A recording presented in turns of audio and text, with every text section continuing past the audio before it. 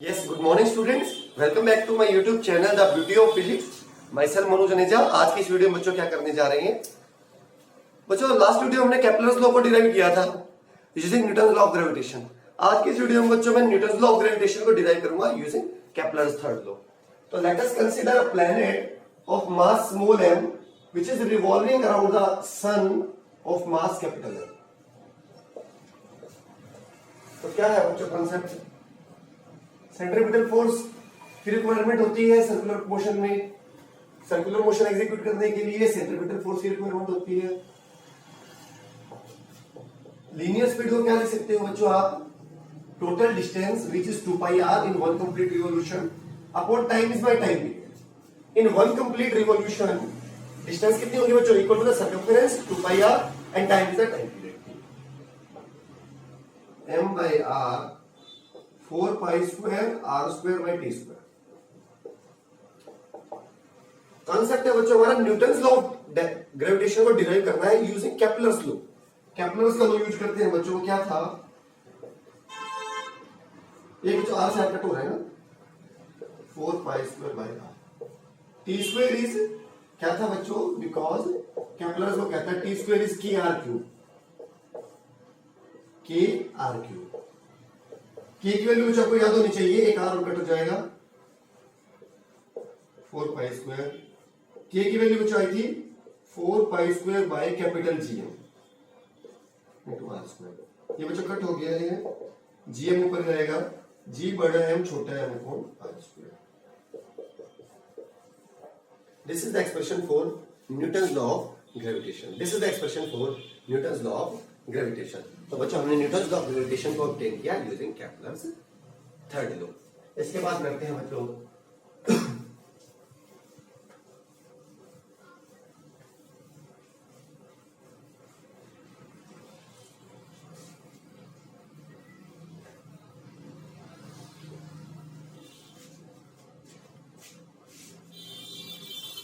इसके बाद करते हैं बच्चों ग्रेविटी।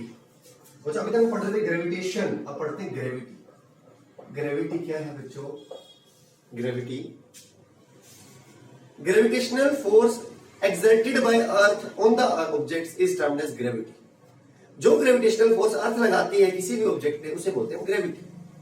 और ग्रेविटी बच्चों is a force, gravitational force exerted by earth. Its magnitude is mg। Its magnitude is mass of the object times the acceleration due to gravity. इसे आप वेट भी कहते हैं ऑब्जेक्ट का। आप कहते हैं किसी भी ऑब्जेक्ट को अर्थ अट्रैक्ट करती है with the force equal to its weight. तो वेट क्या है? Gravitational force exerted by earth. तो वेट कहिए चाहे ग्रेविटी, बात एक ही है। Earth attracts everything toward its centre. That gravitational force is called what? Gravity. And this is equal to the mg। This is equal to the mg। m is the mass of the object, g is the acceleration due to gravity. तो बच्चों क्या है? Gravitation ये था, gravity ये है। Differences क्या है बच्चों? क्या डिफरेंसेस हैं? ग्रेविटेशन में आपने कोई भी दो बॉडीज ली थी, gravitational force between any two bodies, but gravity is the gravitational force between earth and any other body. First difference. Second, gravitational force zero बनेगा when distance is very large, r is infinity. ये बनेगा zero बच्चों at centre of the earth, क्योंकि at centre of the earth acceleration due to gravity is zero. I will show it later on. Okay, gravitational force is towards the center of the two bodies. They attract each other toward its center. Gravity towards the center of the earth. Towards the center of the earth. ये है बच्चों तीन differences. इसके बाद बच्चों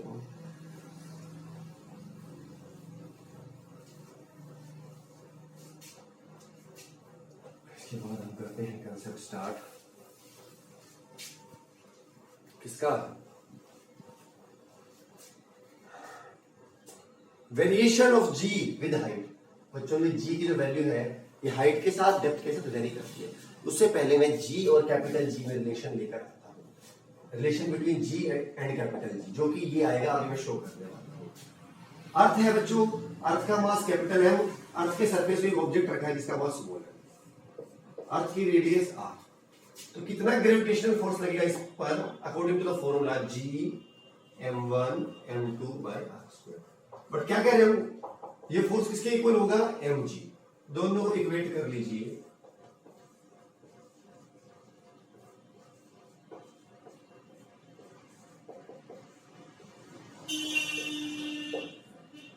this is the relation between small g and capital G. तो small g depends only on the mass of the planet and radius of the planet, does not depend upon the mass of the object. तो बच्चों different planets पे, different planets have different dimensions, different size, different mass, that's why its value varies from planet to planet। तो planet to planet he differ होगी, और ये very करती है height के साथ भी और डेप्थ के साथ भी। ये निकाली है मैंने एक सरफेस ऑफ अर्थ, हम अब वेरिएशन करेंगे हाइट के साथ।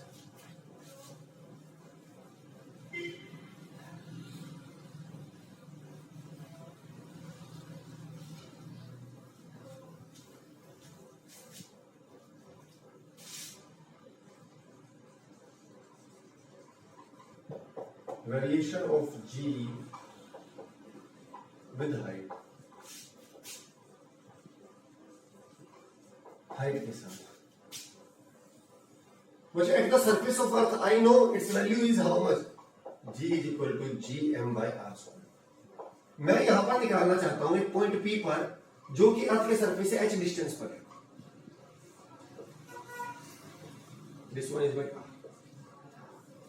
तो यहां पर क्या हो जाएगी बच्चों, वैल्यू g डैश चेंज हो गई है, g m upon r plus h का स्क्वायर। ठीक है बच्चों, g डैश को g से डिवाइड कर दीजिए, gm by r plus h का square, gm by r square cancel cancel, r square by r plus h का होल स्क्वायर। जी डैश क्या क्या बच्चों, क्रॉस कर दीजिए, g r square upon r plus h का होल स्क्वायर।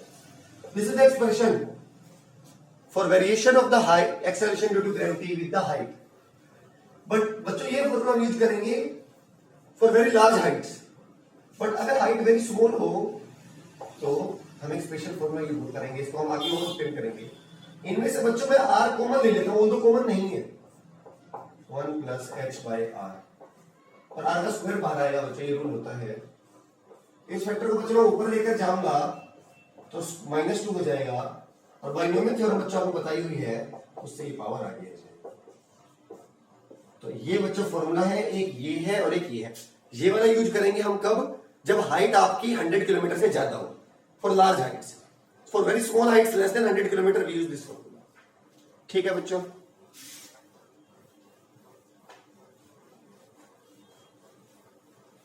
नेक्स्ट है बच्चों डेप्थ के साथ। डेप्थ के साथ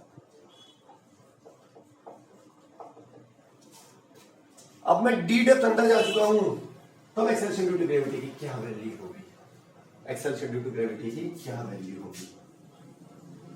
this is the surface, distance में आर, बच्चों मैं डी डिस्टेंस डेप्थ अंदर आ चुका हूं, तो ये डिस्टेंस कितना होगा बच्चों, आर माइनस डी। अब मुझे यहां निकालना, तो सरफेस पर हमने निकाली थी G M by R square in terms of mass.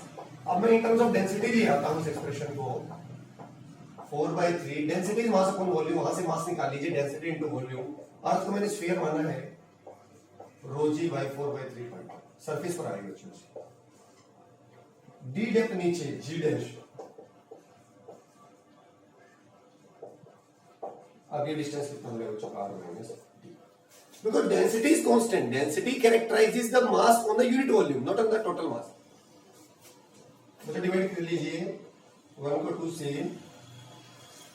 g dash upon g is equal to 4/3 pi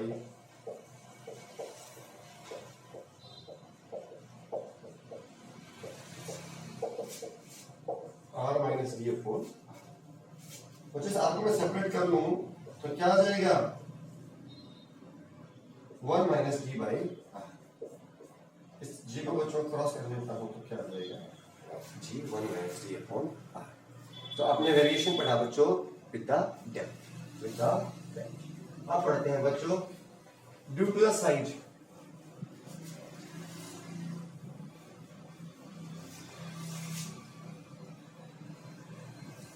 with size.